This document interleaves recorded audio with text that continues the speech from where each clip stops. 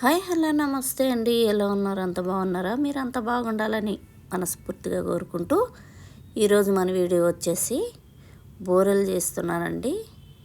అరిసెల టేస్ట్లోనే ఉంటాయి. బియ్యంతో బూరెలు చేస్తున్నాను. నేను ఇక్కడైతే రేషన్ బియ్యం తీసుకున్నాను అనమాట. చూడండి, చక్కగా రేషన్ బియ్యం తీసుకొని 12 గంటలు అయితే నానబెట్టాను అనమాట. నేను నైటే నానబెట్టుకున్నాను. నైట్ నానబెట్టుకొని పొద్దున చేస్తున్నాను అనమాట. చూడండి, ఇక్కడ నేను 2 గ్లాసులు అయితే తీసుకున్నాను. ఈ గ్లాస్ తోటి 2 గ్లాసులు బియ్యం అయితే తీసుకున్నాను. రేషన్ బియ్యం అనమాట. రేషన్ బియ్యం అయితేనే బాగుంటాయి, మంచిగా పొంగుతూ వస్తాయి అన్నమాట. బూరెలు, బెల్లం బూరెలు అనమాట. ఇవి మనం ఇప్పుడు మిక్సీ జార్లో వేసుకొని చక్కగా గ్రైండ్ చేసుకుందాం. దోసల పిండి ఎలా పట్టేసుకుందాం అలా పట్టుకుందాం అనమాట. మెత్తగా ఉండాలి. ఫస్ట్ టైం మన ఛానల్ ఎవరైనా చూస్తున్నట్టుంటే లైక్, షేర్, సబ్స్క్రైబ్ చేసుకోండి. ఇవంతా కూడాను, ఈ బియ్యం అంతా కూడాను శుభ్రంగా 2-3 సార్లు అయితే కడుక్కోవాలి.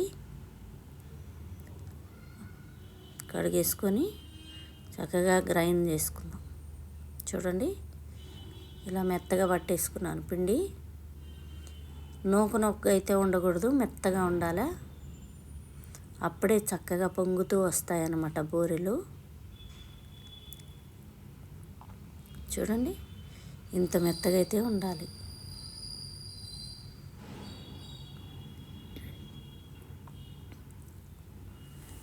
అంత మెత్తగా ఉండాలి.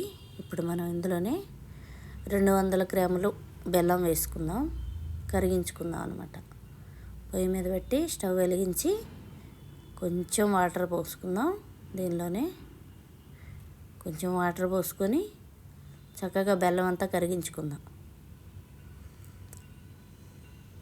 కొన్ని వాటర్ అయితే పోసేసుకుందాం, సరిపోతుంది అన్నీ. ఇప్పుడు మనం మొత్తం బెల్లం అంతా కరిగించుకుందాం అన్నమాట.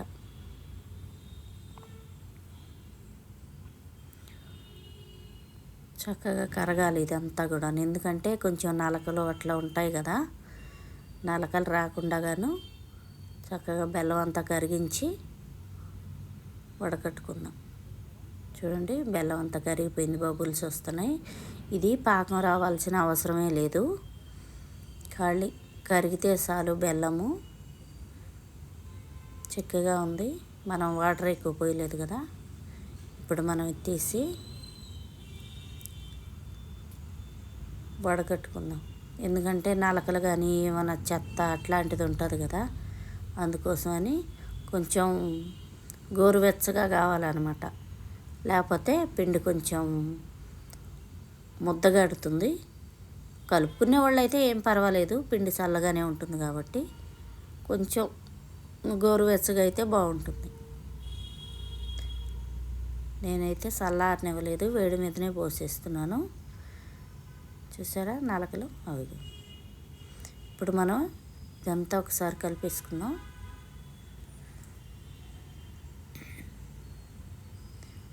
చక్కగా కలిసేలా కలిపేసుకుందాం. చూడు,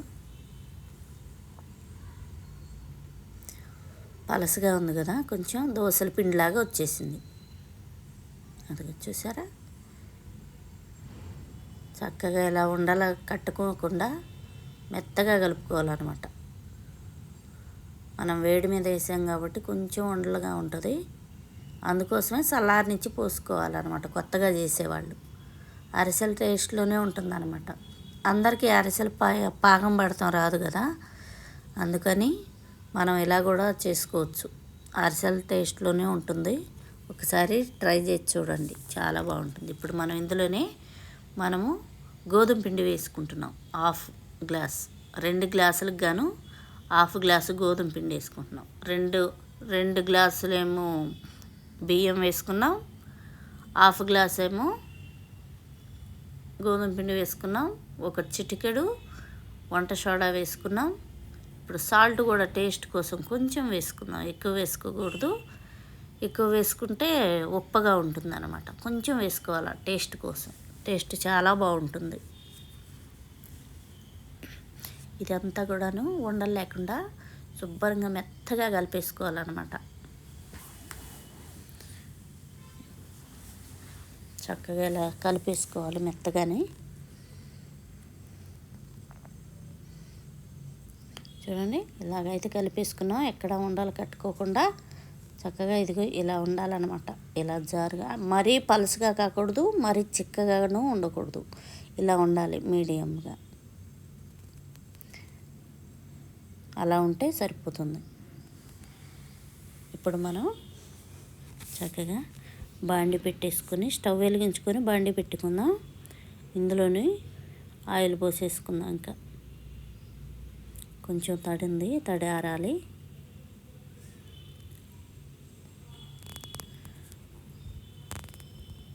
ఇప్పుడు ఆయిల్ పోసేసుకుందాం. నేను ఇక్కడ శనగ నూనె తీసుకుంటున్నాను అనమాట. పల్లీల ఆయిల్ ఉంటుంది కదా, అది తీసుకుంటున్నాను.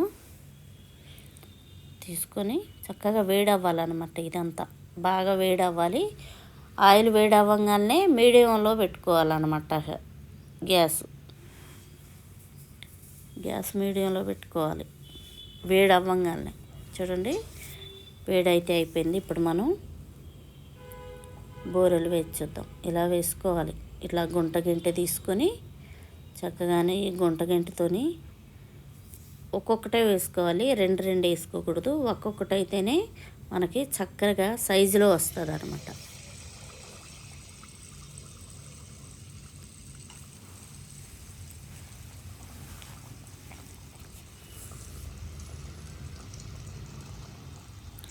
చక్కగా పొంగుతూ వస్తాయి.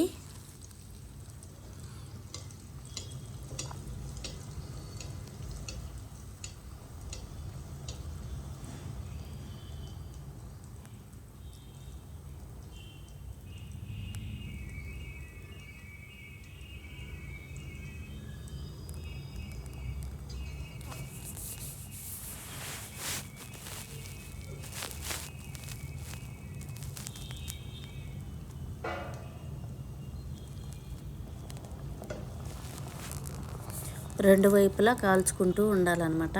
ఒకవైపు ఎర్రగా వచ్చిన తర్వాత రెండో వైపు కాలుద్దామంటే కుదరదు. రెండు వైపులు తిప్పుకుంటూ కూడాను బ్రౌన్ కలర్ వచ్చేంత వరకు కాల్చుకోవాలన్నమాట.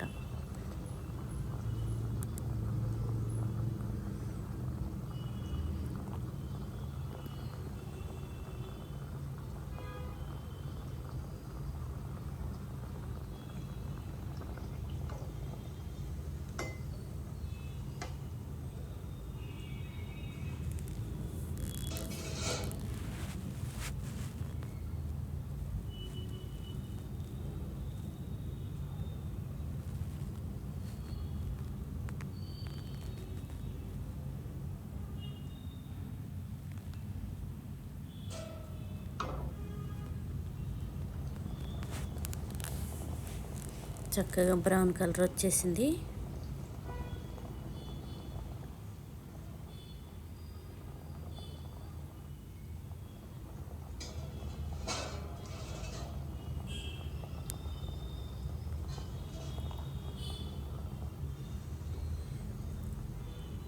రెండు వైపులా సమానంగా కాల్చుకోవాలన్నమాట. చూసారా, రెండు వైపులా చక్కగా సమానంగా వచ్చేసింది.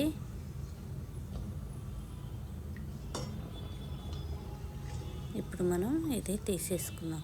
అయిపోయిందనమాట. చూడండి ఎంత చక్కగా వచ్చిందో. ఒక సైజులో వచ్చాయన్నమాట. రౌండ్గాను చూడటానికి కూడా చాలా బాగుంది. చూడండి, ఇలానే మనము అన్నీ కూడా ఇలానే చేసేసుకుందాం. మనం గెంటికి అడుగున పిండి ఉండకూడదు అనమాట. పిండి ఉంటే ఇంకా అక్కడక్కడ పడి అంత చక్కగా రాదు. పిండి లేకుండా చూసుకోవాలి. అడుగున గెంటికి చక్కగా ఇలా పోసేసుకోవాలి. ఒక్కొక్కటే పోసుకోవాలి. మళ్ళీ చెప్తున్నాను, ఒక్కొక్కటే పోసుకోవాలన్నమాట. రెండు వేసుకుంటే కానీ అవి విడిపోకుండా కలిసి ఉండే ప్రమాదం ఉంటుంది. ఇలా ఒక్కొక్కటి వేసుకుంటే చక్కగా సైజులో వస్తాయి అన్నమాట. మనం అన్నీ కూడాను ఇలానే పోసేసుకుందాం. రెండు వైపులా తిప్పుకుంటూ కాల్చుకోవాలి.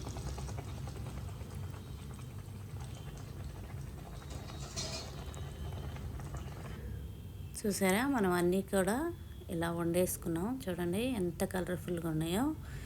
అవి చక్కగా పొంగుతాయి అన్నమాట. అరిసెల టేస్ట్ వస్తుంది. చాలా బాగుంటాయి. ఒకసారి ట్రై చేసి చూడండి. మీకు ఈ వీడియో నచ్చేలాగానే చూపిస్తున్నాను అనుకుంటున్నాను. చూడండి స్పాంజీ లాగా ఎంత పొంగినాయో. కొత్తగా చేసే వాళ్ళకు కూడా చాలా బాగా వస్తాయి అన్నమాట.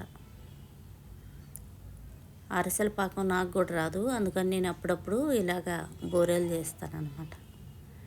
ఇందులోని కొబ్బరి కూడా వేసుకోవచ్చు. పచ్చి కొబ్బరి ఉంటే పచ్చి కొబ్బరి కూడా తురుము బట్టి వేసుకోవచ్చు వేసుకునేవాళ్ళు. ఓకేనండి, బాయ్ బాయ్.